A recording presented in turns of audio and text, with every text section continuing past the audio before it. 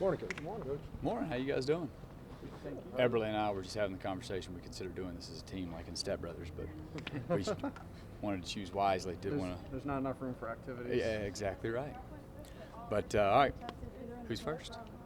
Coach, for you, what does balance mean? I mean, not in terms of maybe pass-run sort of ratio, but just in terms of the fact that you're able to get the ball to so many different guys out there on the field. What kind of strain is that going to put on defenses now? Yeah, I mean,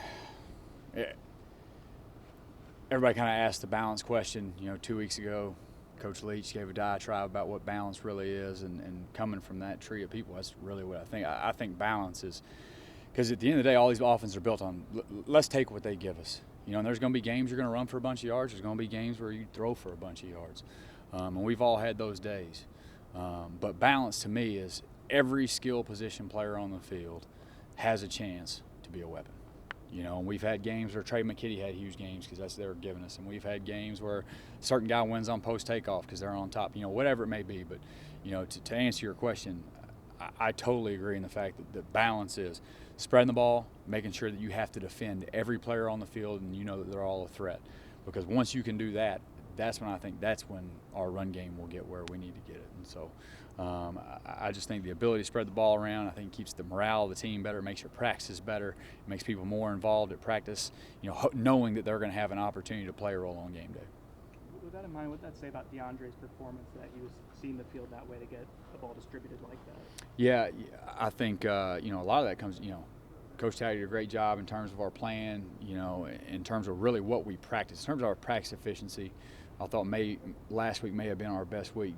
Really everything we practiced really showed up on game day. Whether it be a pressure in a certain situation, whether it be, and not that we were perfect. I mean, there's no perfect game.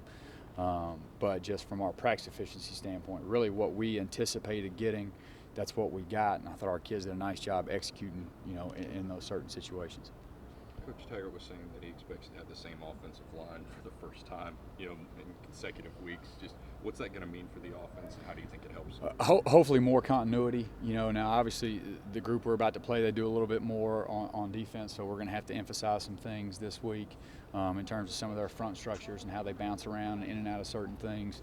But hopefully some continuity, and not necessarily just continuity in terms of how you block something, but just continuity in communication, continuity and comfort, and knowing that this guy next to me, has been there before.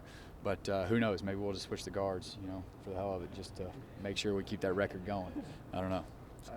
Most weeks you might have to game plan to neutralize one or two guys on defensive front. With Clemson, all those guys are so good. How do you go about game planning for a defensive line that is so deep and so talented? Yeah, at the end of the day, you can have 12-man pass protection, and somebody typically is probably going to end up by themselves. I mean, that's the nature of it. I think our best preparation is practice every day for us. For every great one that they've got, in practice, we've got a Brian Burns, we got a J-Rob, a Wale, a Christmas, a Marvin.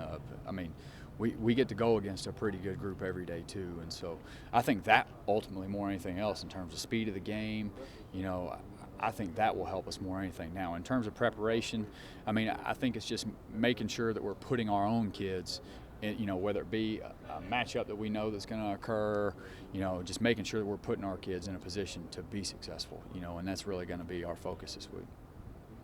The tempo, how important is tempo in terms of making the job of the offensive line easier? Are they not as responsible for holding blocks for as long when you guys go tempo? Well, I think you end up doing a couple things. When there's always a threat of playing fast, I think you can limit some of the looks that you're going to get from a coordinator, knowing that it's hard to call something 6-7 words long, whether we're going to have some elaborate show, or disguise. It's a lot harder to do those things with splits and pace, and so I think, number one, you can kind of take some of the call, take some of the disguise out of it when they know there's a threat that we can snap this thing 10, 12 seconds from now. I also think just in a run game standpoint, it's not necessarily you don't have to hold the ball. We still got to block the block. You still got to go on your guy for 6 seconds. But at the same time, I think once you can get a drive established and convert on some third downs and establish a pace, it's the back half of that 8-12 play drive. It's the back half of the second quarter, the back half of the fourth quarter, where that pace, and all those little body shots kind of take their toll, and hopefully that's what makes you successful in those situations in a run game is the pace, how tired they are. Now the next group, different deal. They've got 8-10 guys they feel pretty comfortable with and rotate and keep fresh. But, from a run game standpoint, I think it helps limit look, limit disguise, and then, turns it into a conditioning test. Coach, DeAndre didn't take a sack in that game against Wake Forest. How much do you attribute that to just his ability to recognize that pressure now? Well, I think the biggest thing for him, he's just really decisive. I thought that was the most decisive game he played, just in terms of not necessarily decision making, but just being decisive in terms of his pocket management skills, getting up in the pocket, putting a foot in the ground, going and creating some space for yourself when it allows. You don't ever want to run yourself into pressure, which you see a lot of people do. But I just thought it was his most decisive game from a pocket management standpoint. And so to see him improve, that's a big step. Coach, obviously you have the long run. You're not going to run 58 yards every time, but what do you need to do up front to get more of those 4, 5, 6, 7 yard gains? I think we've got to continue to do a great job, using the perimeter in the run game, using the perimeter in the screen game, and continuing to add space, so we can create some of those 5.5 man boxes. Last week was kind of a different deal. There was just so much movement. That's what they were trying to do, was give you kind of an illusion of a 5-6 man box and, line twists and movements and games. And I thought at halftime, or really not even till then, but after the first, second drive of the game, we started identifying, hey, we're going to get this certain twist versus this certain look. We finally come back to the zone and bang, knock the twist off, climb to that backer, create the crease. So I thought it was a really nice job by Coach Fry, the staff at half, kind of getting some of those things recognized, which created the big run. What have you seen? And our kids doing a great job executing. Sorry, Coach. What have you seen from Naquan Murray this year in terms of consistency? It seems like he's been reliable. Yeah, I think for him, you've just seen kind of his growth in practice habits. You've seen his growth not in the practice field but the meeting room, and you're starting to see that transition on game day. We all know one thing about Naquan. He on game day, he is a special dude. And when the ball in his hands, he's hard to get on the ground. He's going to be a guy that makes competitive plays, and so proud of him. Proud to see what he's doing, and so hopefully moving forward, he can stay healthy and keep doing what he's doing. How important are the little details, just things like Keith changing the hand that he's carrying the ball in on a long run like that going to a game like this? Oh, huge. You know what I'm saying? And that's every game.